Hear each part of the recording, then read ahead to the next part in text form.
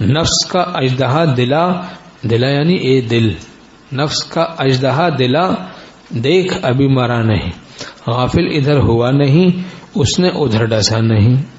مولانا روم رحمۃ اللہ علیہ نے ایک قصہ لکھا ہے، ایک آدمی نہایت ڈرپوک تھا، کہیں پہاڑ پہ اس کو ایک سانپ مل گیا بڑا اژدہا، وہ بیچارہ بالکل سن ہو گیا تھا، جم گیا تھا، اس نے دیکھا اچھی طرح اس کو پرکھا، دیکھا یقین ہو گیا کہ مردار ہے، مر گیا۔ اس نے سوچا چلو آج اپنی بہادری کا لوہا منوانے کے لیے بڑا اچھی دلیل ملی، اٹھایا اس سانپ کو لے گیا اور لوگوں میں شور کیا، دیکھو میرا مقابلہ ہوا، اس طرح میری اس سے کشتی ہوئی، گھنٹوں میں لڑتا رہا، بالآخر میں نے ایسا داؤ لگایا اس کو مار ڈالا۔ اور تماشا لگ گیا بھائی، یہاں تک کہ سورج طلوع ہو گیا، آفتاب طلوع ہو کے کچھ اوپر ہوا تو اس کی گرم گرم شعاعیں، جب وہ یہ قصہ گوئی کر رہا تھا، جھوٹی قصہ گوئی کر رہا تھا تو اس کو مجمع جمع تھا۔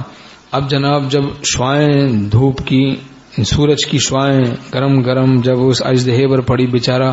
وہ چوٹی پر کہیں بے ہوش پڑا تھا۔ اب یہاں جب گرم گرم شعاعیں لگی تو اس کے خون جو جمع ہوا تھا وہ پھر حرکت اس میں چلنا شروع ہو گیا، تو اس میں حرکت پیدا ہوئی۔ جیسے ہی وہ اژدہا ہلا تو سب سے پہلے یہ بھاگا، سب سے پہلے یہ صاحب بہادر بھاگے کہ بھاگو ظالم، مجھے ہی پکڑے گئے۔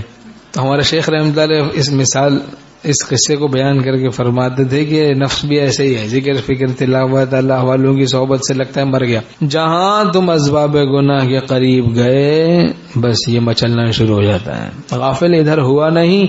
اس نے ادھر ڈسا نہیں، نفس کا اژدہا دلا دیکھ ابھی مرا نہیں، غافل ادھر ہوا نہیں اس نے ادھر ڈسا نہیں۔ تو دور رہنا ہے بری صحبت سے،